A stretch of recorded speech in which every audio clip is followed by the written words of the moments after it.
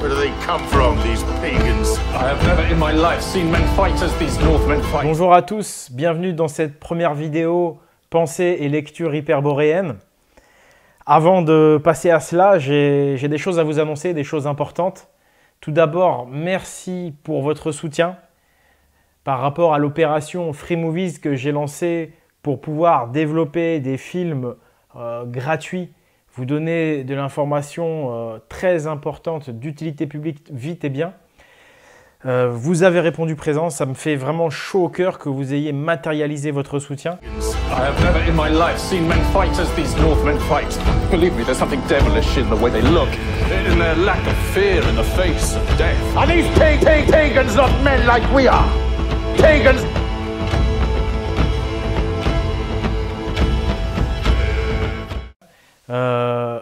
N'oubliez pas que 1 euro par mois, pour moi, c'est beaucoup. Donc n'hésitez pas, continuez, l'objectif du Tipeee n'est pas encore atteint, mais c'est bien parti pour. Donc merci beaucoup. C'est comme ça qu'on va pouvoir basculer la vapeur, réveiller tous les fils de porc, que les Européens, on leur redonne leurs vraies racines, leur véritable identité. C'est ça qui va nous donner le peps, parce que tout vient du mental. Et je crois vraiment qu'on peut se réveiller, tous les Français de souche, tous les Européens peuvent se réveiller grâce à ça. Donc merci pour votre soutien. Il y a une vraie communauté qui est en train de se créer, il y a une vraie émulation. Et justement, dans cette optique, je souhaite me rapprocher de vous. Je vais lancer également un concept qui s'appelle Oleg interviewé par le public. Donc c'est vous qui allez m'interviewer. Comment faire? Très simple. Vous allez m'envoyer vos questions et puis je vais vous donner un sujet de prédilection. Donc chaque interview, bien sûr, aura un sujet de prédilection. La première, ça va être Hyperborée. Pourquoi est-ce que cela dérange autant Hyperborée et les Celtes et les Vikings? Pourquoi est-ce que ça dérange autant, même dans la dissidence?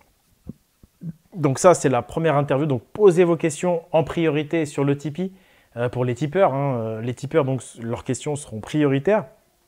Puis vous aurez également les questions des membres de la guilde Pagan, évidemment, qui seront prioritaires. Et donc ensuite, bien, dans les commentaires de cette vidéo, allez-y, posez vos questions. Évidemment, appliquez-vous à faire une belle question parce qu'il y a tellement de commentaires. Si vous voulez que votre question soit prise, il faudra qu'elle soit dans les top questions, qu'elle soit likée, qu'elle soit remontée dans le classement si vous voulez. Et puis, dernier moyen de m'interviewer, ça va être de poser vos questions sur le Facebook, la page en rapport avec cette vidéo qui va être sur la page Pagan Libre Païen. Parce que vous savez que j'ai 2 pages, l'Esprit Viking et Pagan Libre Païen. Donc c'est sur la page de Pagan, cette communauté qui est en train de monter. Voilà. Le deuxième sujet, puisque là je vais en faire 2 coup sur coup, ça va être l'Atlantide nordique. Donc ce sujet-là, cette interview-là, ça va être tout ce qui va être en rapport avec le dernier free movie que j'ai fait, le dernier documentaire sur Atlantis Code. Il y a beaucoup de questions, je suis sûr, sur la géométrie à 366 degrés. Enfin, des choses, en fait, vous allez voir, c'est pas très compliqué. C'est simplement qu'il faut se réhabituer à ça. Mais en fait, c'est très simple. Il suffit d'avoir un niveau, j'ai envie de dire, même un niveau CM2, il peut y arriver. C'est vous, les intervieweurs. Donc voilà, pourquoi Hyperborée, les Celtes, tout ça dérange, même dans la dissidence. Vous inquiétez pas, je ne donne jamais toutes mes connaissances et croyez-moi que j'en garde largement sous le pied. Et justement, d'ailleurs, c'est intéressant parce que ça permet de trier le bon grain de livret. Quand on sait que cette version de l'histoire, qui est vraiment la vérité… Spartiate! Quel est votre métier? Et que pourtant elle n'est pas soutenue, ou presque pas, par les patriotes, c'est bien, ça permet de trier le bon grain de livret, parce que pour l'instant, on n'a pas donné toutes les preuves exprès pour voir qui est sincère et qui ne l'est pas, à mon avis. Et les preuves vont continuer d'arriver à flot, puisque quand c'est la vérité des preuves, vous en avez toujours de plus en plus. Et vous allez voir que Hyperborée, tout le monde va être obligé de s'y faire parce que c'est notre origine. Dernier point, avant de commencer cette revue de lecture, j'ai souvent des membres de la communauté Pagan Libre Païen qui me disent « Oleg, quelle littérature donner à nos enfants ?» Par exemple, les chrétiens, bon, eux, ils ont une Bible. Nous, qu'est-ce qu'on leur donne? Quel compte, quelle valeur? Eh bien, je vais avoir le plaisir d'être le premier à éditer une version complète d'Avamal. Avamal, c'est la sagesse des anciens, c'est de la morale, c'est des choses très simples, absolument pas religieuses. C'est vraiment le bon code de conduite viking, nordique. Et vous verrez que les vikings étaient des gens d'honneur et des gens extrêmement polis et respectueux. Donc je vais être le premier à avoir à rééditer en fait Avamal, mais en version complète, parce qu'il n'existe pas en version complète pour ce qui est de la langue française. Donc ce sera l'occasion de lancer cette maison d'édition qui sera les éditions L'Esprit Viking. Voilà, dès que vous parlez du Nord, d'Hyperborée, c'est très difficile d'être édité. Donc si vous êtes quelqu'un qui sentait que vous avez des choses à dire, pourquoi pas tenter votre chance. Je ne garantis pas que je publierai tout le monde. Mais en tout cas, l'idée est là. C'est vraiment de promouvoir notre culture authentique que les pharisiens nous ont volée. Voilà, donc je vais commencer cette petite revue. Alors, le premier livre que j'ai sélectionné, c'est de la bombe atomique. Hein. Là, de toute façon, j'ai que des livres de fou, quoi. L'Atlantide, premier empire européen, de Sylvain Tristan. Moi, j'aurais dit Alliance, c'est l'Alliance de l'Atlantide, en fait. Mais bon, peu importe. C'est vraiment un très très bon livre. Il m'a pas mal aidé pour le dernier Free Movie, Atlantis Code. C'est vraiment vraiment bien écrit, c'est un connaisseur. Vous allez en apprendre encore un peu plus sur le manuscrit d'Oralinda, sur la mythologie ancienne. Mais il raccorde tout ça également à de la géométrie, à des choses très très intéressantes. Donc vraiment un bon livre de Sylvain Tristan. Donc justement, ça va alimenter j'allais dire la thèse, pour moi la vérité de ce que fut l'Atlantide dans la mer du Nord aujourd'hui. Ensuite, un autre livre de Jean Mabir, un grand classique. Je pense qu'il y en a beaucoup qui le connaissent déjà. Le soleil retrouvé des hyperboréens. J'allais dire les hyperboréens face à l'Empire. Donc Thulé, le soleil retrouvé des hyperboréens de Jean Mabir.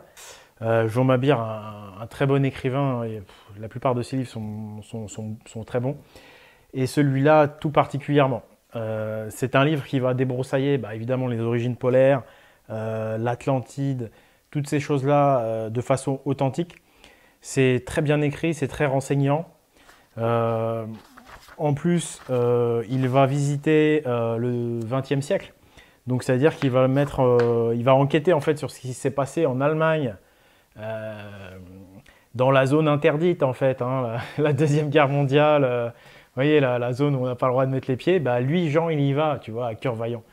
Moi aussi, d'ailleurs, dans mon livre, je l'ai fait, surtout dans la dernière version. Et je dois dire que ce livre m'a beaucoup aidé pour éclaircir le sujet. Parce que Jean a fait une véritable enquête pendant des années. Il est parti en Allemagne, il est parti un peu partout en Europe du Nord. Et il a débroussaillé donc ce qu'était le nazisme et ce qu'a fait Hitler et les choix d'Hitler. Et vous allez voir, après avoir lu ce livre, qu'effectivement, la vraie hyperboréanité, le vrai mythe de Thulé n'a pas grand-chose à voir avec ce que les nazis en ont fait. Jean Mabir dit clairement que Adolf Hitler a rompu avec Thulé, qu'il a trahi Thulé. Donc ça, c'est très très important et très bien de clarifier les choses. Le suprémacisme racial arien n'est pas hyperboréen, même si après, effectivement, il ne s'agit pas de nier non plus la question raciale, elle est bien présente et la race a une importance, mais ce n'était certainement pas central chez les hyperboréens, comme les nazis ont voulu le faire croire. Et on sont passés dans un truc purement matérialiste et dépourvu du véritable esprit de Thulé en fait. Et donc dans ce livre, c'est très très bien débunké. Il explique notamment quand Alfred Rosenberg se fait virer de la société de Thulé. lui qui était un authentique hyperboréen, qui cherchait à faire une alliance entre les peuples.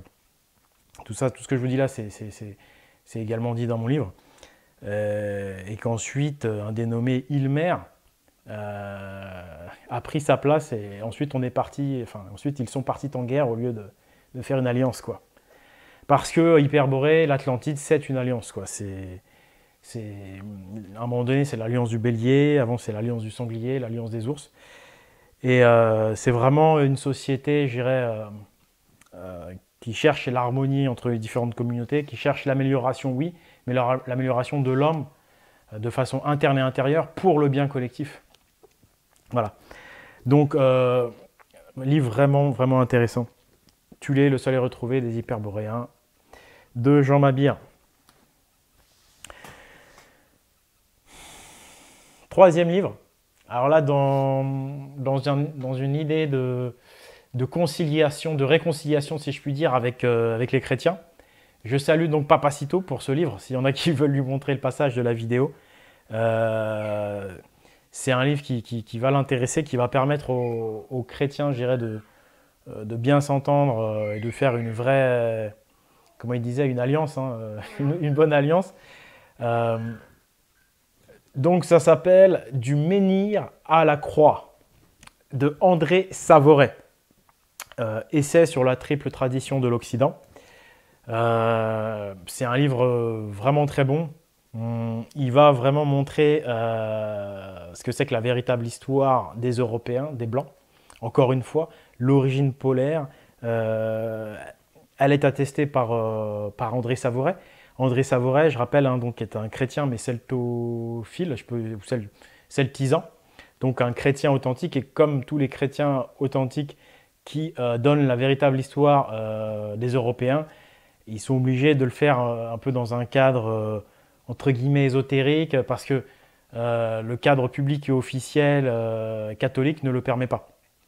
Je crois que la plupart des chrétiens authentiques sont obligés à un moment donné de prendre leur distance avec l'Église. En tous les cas, c'est vraiment un très bon livre qui va nous parler de l'épopée de Rame également. Vous avez donc l'histoire des Européens depuis le départ, et puis vous avez beaucoup d'études linguistiques. Voilà, il démontre notamment que la langue hébraïque provient d'un mélange de langue celte et d'un mélange de langue copte. Donc c'est vraiment intéressant.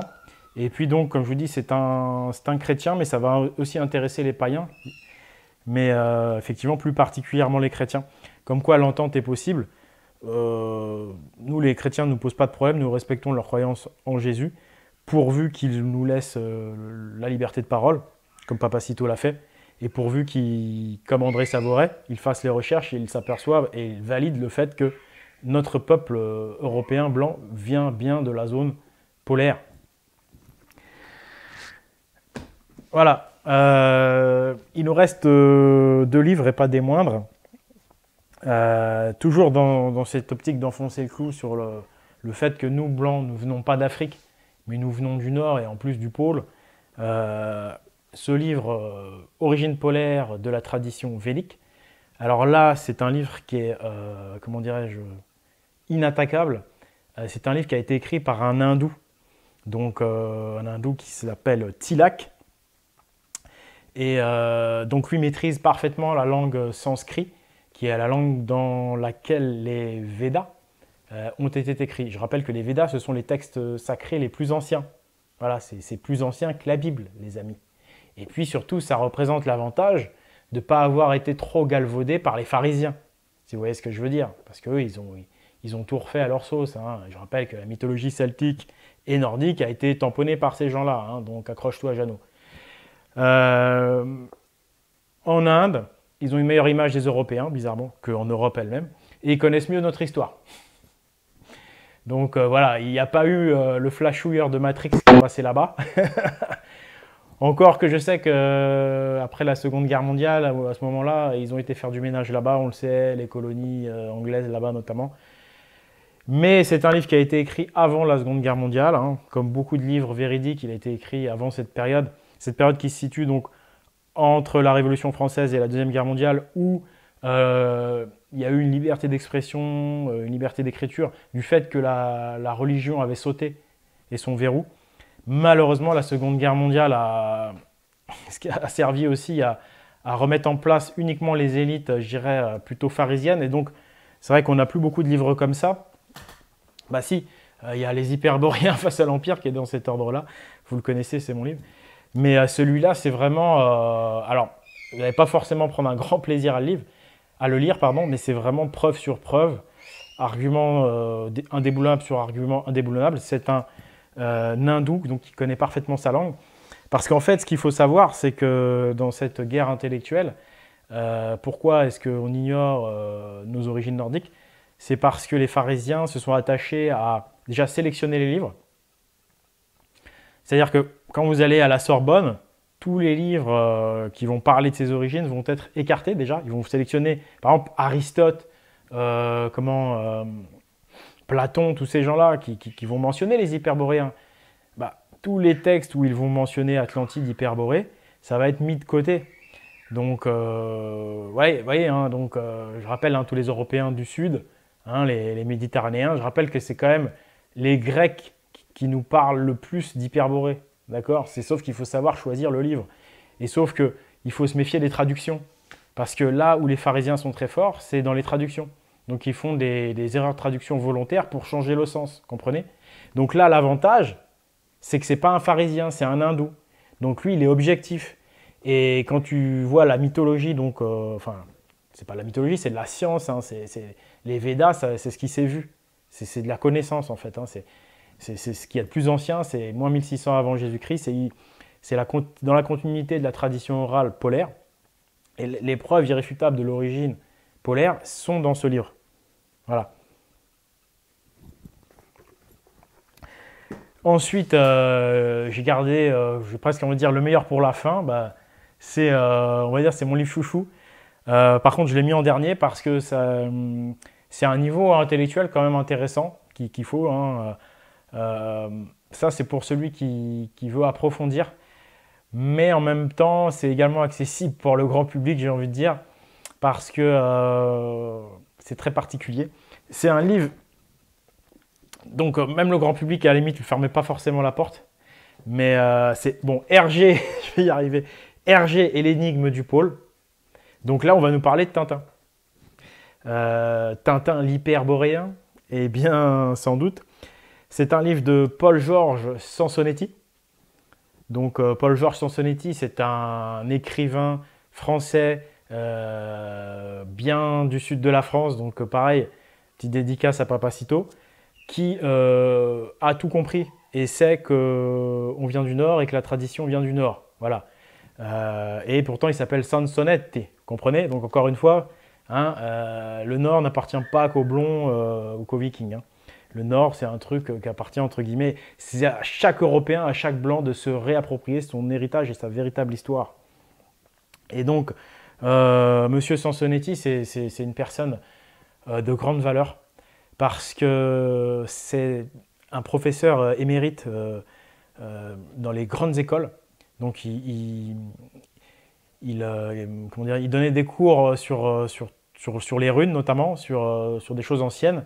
Et puis, on lui a demandé gentiment d'arrêter de faire ses cours ou de plus mentionner certaines choses dans ses cours parce qu'on lui a dit, voilà, ça, c'est pas bien, c'est politiquement incorrect. Et plutôt donc que d'écouter ces francs-maçons pharisianisés, si je puis dire, il a préféré quitter donc son poste de professeur à un très haut niveau, donc un poste avec beaucoup d'avantages, je pense, économiques, parce que c'est un homme droit, c'est un homme d'honneur, donc je lui décerne même le titre d'hyperboréen, tout comme Tintin. Mais c'est vrai, parce que c'est ça, être un hyperboréen, c'est être un homme d'honneur, un homme qui agit pour le beau, le juste et le vrai, avant ses propres intérêts égoïstes et personnels.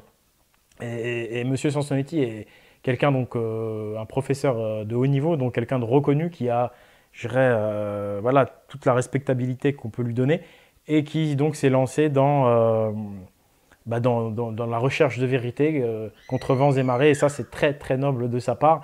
Et surtout, c'est vraiment très très très bien fait.